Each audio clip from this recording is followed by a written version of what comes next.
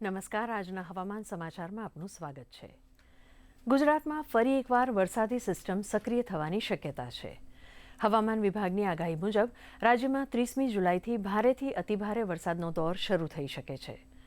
છેલ્લા 2 દિવસથી રાજ્યના અનેક વિસ્તારોમાં હળવોથી મધ્યમ વરસાદ વરસી રહ્યો છે. ત્યારે હવે દક્ષિણ ગુજરાત સહિતના વિસ્તારોમાં વરસાદનું જોર વધવાની શક્યતા છે. આજે સુરત સહિત દક્ષિણ ગુજરાતના જિલ્લાઓમાં ભારે વરસાદની શક્યતા છે, જ્યારે રાજકોટ, વડોદરા, જામનગર સહિતના વિસ્તારોમાં હળવાથી મધ્યમ વરસાદ સાથે પવન ફૂંકાવાની આગાહી છે.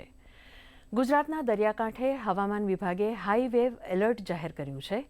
દેવભૂમિ દ્વારકા, ગીર સોમનાથ, જૂનાગઢ, પોરબંદર અને દીવના દરિયાકાંઠે ઊંચા મોજા ઉછળવાની શક્યતા છે.